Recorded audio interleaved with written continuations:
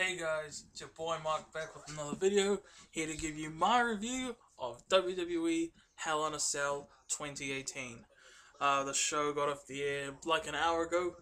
I actually paused when the main event was starting, so I could go get something to eat, because I hadn't eaten all day until like the start of the main event. So, yeah.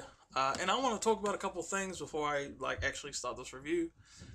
First thing is, it isn't my birthday today. Uh, Sorry, that's Facebook.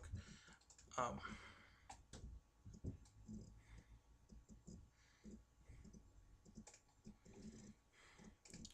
um, what's the about? It isn't my birthday today. I know the way I was talking about it sounded like it was my birthday today, but it is not. My birthday is on September 25th, guys, and I'm turning 20. It's not my birthday today, the way I was talking about in my last video. Alright, so, and two people said happy birthday to me when it's not my birthday yet. I said we might do shopping today for my birthday, but we didn't end up doing that. Hopefully real soon we will. Hopefully real soon we will.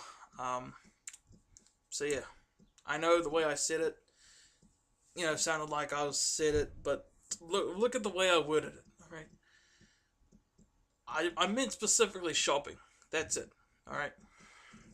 And the other thing, as I was watching this pay-per-view, actually, um, right as the Raw Women's Championship match was starting, I posted about this on Facebook. But if you guys don't know, there are actually guys working on our windows at our house right now, and they came into my room and they noticed like I was watching WWE because I was watching Hell in a Cell, and I had a short, fun conversation with them about wrestling, and it was awesome.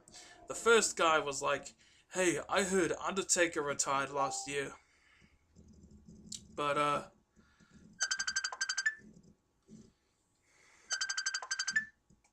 sorry about that."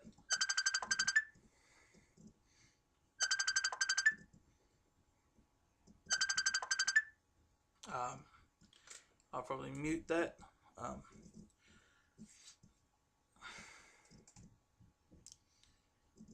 um,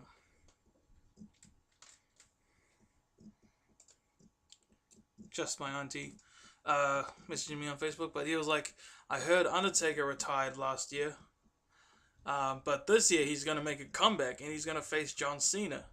And I said, "Yep, he did come back, and he did have that match with John Cena." And he was like, "Did he? Who won?" And I said, "Undertaker." And he was like, "Ah, of course." Then he was like, "Is Brock Lesnar still Universal Champion?" And I said, "Nah, he lost it." And he was like, "Did he? When?" And I said, "Last month." And he was like, "About bloody time too. Who did he lose it to?" And I was like, "Roman Reigns." He said, "Makes sense." Then the second guy came in and said, "Hey, is that Ronda Rousey?" And I said, "Yep." And then he said, "I remember watching Furious 7 and she fought Michelle Rodriguez or whatever." That was what he said, Michelle Rodriguez or whatever. And that one MMA match where she got her ass handed to her. um, that was what the first guy said, actually. Uh, the MMA match thing. Yeah. And then somewhere along the conversation, the first guy said, "You're not a Brock Lesnar fan, are you?" And I said, "Yeah." And then he was like, and also he was talking about the Shield reunited, right? And yeah, and I just thought I'd mention that just so I could reference it in the future. I'm sorry for going on too long. My star ratings for each match are in the description, by the way. So um, so uh,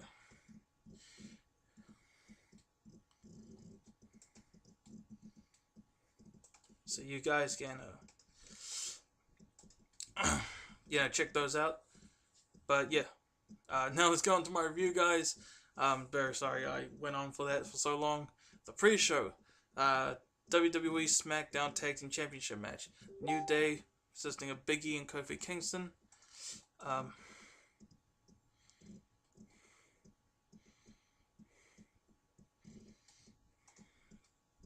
um, we have the New Day, consisting of Big E and Kofi Kingston, defending against Rusev Day, consisting of Rusev, of course, and Aiden English. This match was awesome, actually. It was under 10 minutes, but for what it was a blast, man. It was a speed run.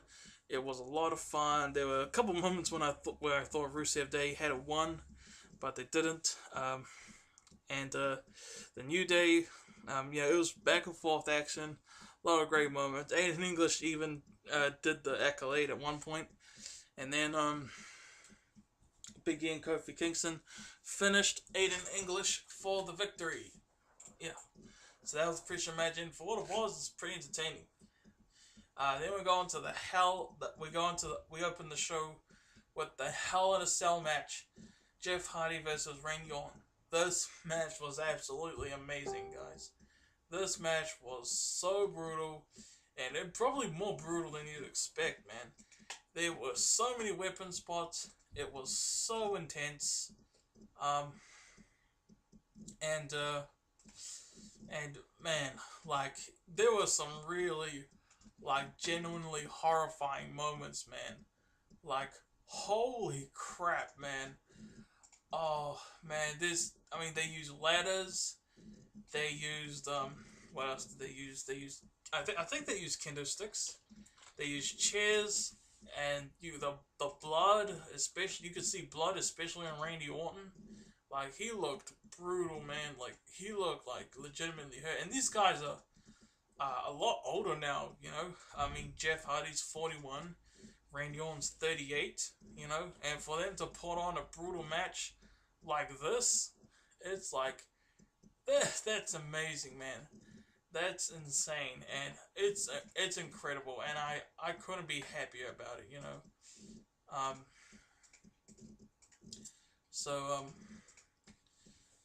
And like it really was crazy, man, and it was awesome. I feel like you just gotta watch it for yourself for the most part to just get how I'm saying it. But like, there was this one part in the match. If you don't know, there was this infamous attack recently. Randy Orton, he was like pulling Jeff Hardy's earlobe, like the pierced hole part, and he went back to that again. But this time he got out a screwdriver and he freaking wrapped the whole freaking screwdriver around Jeff Hardy's freaking, like, punctured earlobe thing. Holy, I cringed so much. It was so brutal. I thought Randy Orton was going to rip his ear off. I literally thought Randy Orton was going to rip his freaking ear off, man. It was crazy. And, that's insane, man. And man, like, holy crap. Like, then they brought a table in, then they got 2 ladders, and the finish came when Jeff Hardy had Randy Orton on the table. He did the twist of fate, and then Randy Orton kind of stumbled onto the table laying down. Jeff Hardy climbed the ladders, then he grabbed the top of the cell, hung off it, then Jeff Hardy wasn't sure if that was his intended move, like kayfabe wise, or if it was a slip, but then he fell face first. Randy Orton got out of the way. Jeff Hardy went face first into the freaking table. Holy crap. And then the ref was like, no, we gotta stop this match, man. And he wanted to stop the match. You know, they were raising the cell. And then Randy Orton was like, no, what are you doing? And then Randy Orton went for the pin. The referee wouldn't do it. Worst referee in the world. And then the pin was like 1, 2, 3. Randy Orton defeats Jeff Hardy in an amazing match. Match of the night, like, easily. And it feels crazy saying easily because there was actually a lot of great stuff on this show. Holy crap, man! But that was good stuff, man. Jeff Hardy just went out looking like a man, and it's crazy to think this is his first Hell in a Cell match ever. And Jeff Hardy promised he was going to do something crazy in this match. He was going to do something that will be very memorable. And we all assumed he was going to do a swanton bomb from the top of the cell. But realistically thinking, he would probably die if he did that. So but this, man, I did not expect this at all. Like, holy crap. Epic match. Match of the night easily. So yeah.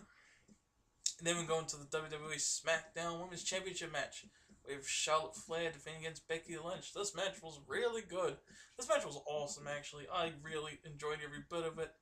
It was very intense. It was a lot of fun. It was very emotional. Some near spots. Just good stuff all around. The ending was pretty shocking and awesome. I didn't mind whoever won in this match, honestly. In fact, I should say I didn't really care who won in this match, because I love both of them. I love Charlotte and I love Becky. And Charlotte was going for the spear, but Becky kind of reversed it countered it into a power slam, into a pinning combo for the 1, 2, 3. So Becky Lynch wins the WWE Smackdown Women's Championship. Oh man, and it was a huge surprise, man. Just a 3 like that, like holy crap. Great stuff, man. Then we go to the next match. We got 3 epic matches in a row, guys. We have the WWE Raw Tag Team Championship match. We have Dolph Ziggler and Drew McIntyre defending against the Shield, consisting of Seth frickin' Rollins and Dean Ambrose. This match was phenomenal. It was so intense. It was so much fun, and they really like brought it here, man. There was so many counters. There was so many times when you thought whichever team was gonna win, and there was a moment in the match where Dean Ambrose tagged Seth Rollins, who was about to get a move done on him, and he did tag him, but the referee didn't see it, so it didn't count. And it was just intense, all around epic stuff, man. But the ending came when Drew just did a Claymore out of nowhere for Dolph Ziggler to pin him, get the 1, 2, 3. Epic match, man. Absolutely loved it. Second best match in my opinion. This match was just epic stuff, man. Then we have the WWE Championship match. AJ Styles defending against Samoa Joe. And guess what? It wasn't in the cell. I know. I'm pissed too that it wasn't in the cell. Like that just sounds like a no-brainer. AJ Styles and Samoa Joe, how can you not have that in the cell? Seriously. I would admit I was like really whiny about the fact that it wasn't in the cell for the longest time. I mean, how can you not do it? Like, I even made a meme, which I'll probably show in this video, and it has swearing, so, in the meme, so, be careful about that, I guess. And, but it really is frustrating, man. Like, this was such a huge opportunity to have this match in the cell. And, what can you do? Other than that, it was still a great match, okay? AJ and Joe wasn't as good as the SummerSlam match, in my opinion. I thought it was a bit slower paced than a lot slower paced, actually, than the SummerSlam match, but it was still great stuff. Joe was great. AJ was great, of course. And the ending was, it was like a combination of CM Punk versus Daniel Bryan at Over the Limit 2012 and Finn Balor versus Samoa Joe from NXT TakeOver Dallas. Because AJ did the, what's his name? Samoa Joe did the Conquista Clutch, and then AJ kind of rolled through into a pin combo for the 1, 2, 3. So AJ retains, but Samoa Joe thinks he's won. He's like, what? And he hears AJ's music playing, and and he's like, "What the heck?" And he's so down, man. These guys have a rematch in a couple weeks, actually, at the next pay-per-view. Super Showdown, whatever it's called. Um, so that's gonna be good stuff. Maybe they'll add a stipulation to that one. So it was a great match. And then we see in the replay footage AJ Styles tapping out. So yeah, feud's definitely not over. See ya. Yeah. Then we go into the next match, the mixed tag match. We have the Miz and Maryse versus Bryan and Brie Bella. This match was really entertaining to me, actually. It was mostly just Miz and Bryan, and I'm so happy that it was that, man. I even saw a tweet saying, just make 95% this match Miz and Bryan, and this would be okay. And it really was 95% Miz and Bryan. I mean, what they did was cool. Maryse and Brie Bella, they were cool too. You know, you had Brie Bella attacking Miz a couple times, which was, I would have given Brie the skull-crushing finale if I was Miz, to be honest. But Maryse actually did a roll-up pin similar to Becky Lynch and Charlotte earlier tonight onto Brie Bella, and Miz and Maryse won. Miz and Maryse won. So that's good, man. That's good. Then we have the WWE Roman Championship Match. Ronda Rousey defending against Alexa Bliss. I'll admit, oh, by the way, the Miz, Maryse, Bryan Bella match, that was actually really good. I really enjoyed it. You know, mixed tag matches are getting so much better this year, especially. Now, anyway, on to the Roman Championship match. Ronda Rousey defending against Alexa Bliss. I'll be honest, this match did go really long, actually. This went 3 times the length that their SummerSlam match did, actually. So that was a huge surprise to me, and I'll be honest, I wasn't really paying attention to this match, honestly, because I just really wasn't into it, and I was just like, whatever, you know, about this match, you know. I know Ronda Rousey won by tapping out, so whatever, cool. Then we go into the main event, Hell in a Cell match for the WWE Universal Championship, with Mick Foley as the special guest referee. Roman Reigns defending against Braun Strowman. The main event. This is Braun Strowman's Money in the Bank cash-in match, actually. So yeah, I'm gonna check Facebook while I'm reviewing. And there's a lot of notifications, man.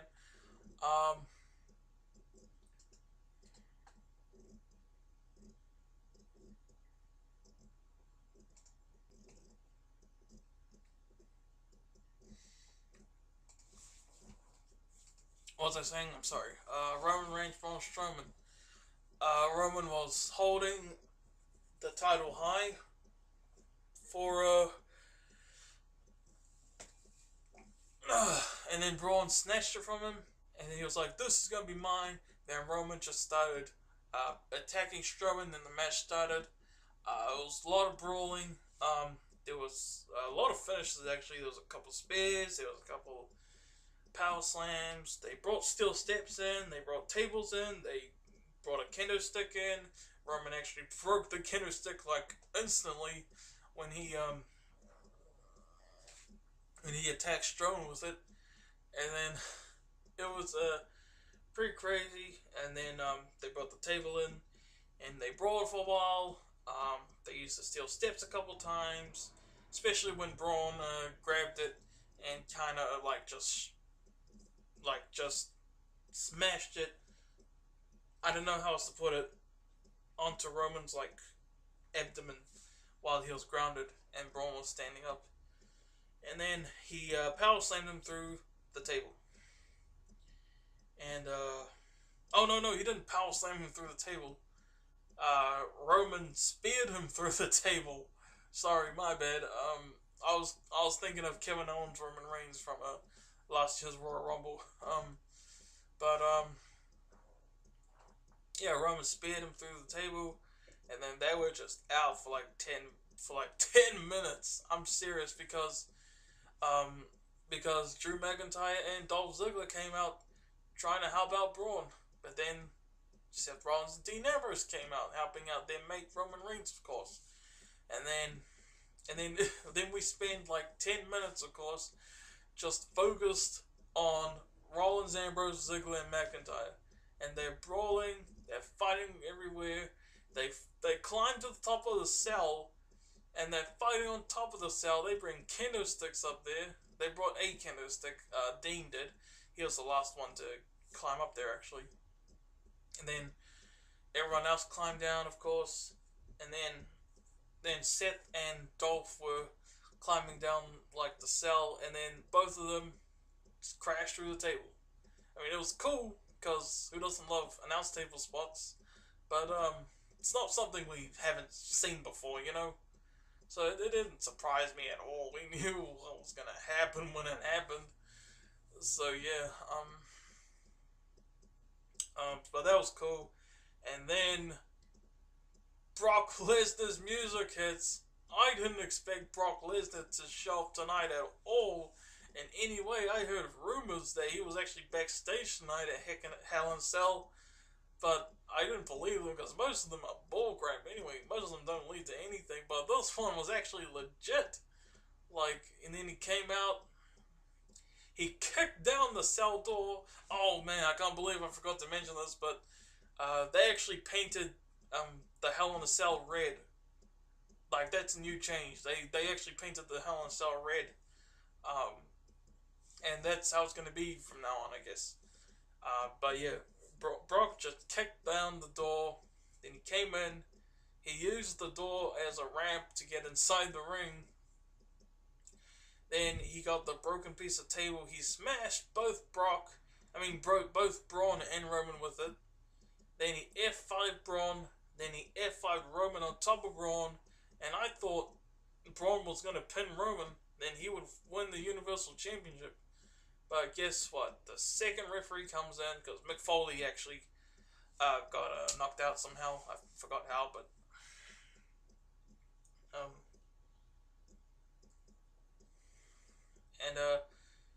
the second referee came in and he made it a no contest. So that was really pussy chicken shit way to end the show and very unsatisfying. Like, those type of endings are so, like, are you kidding me? Like, that's how I felt. Great match. I did think it could have been a bit better, this match, in a few ways, but it was still great. You know, and I give it that.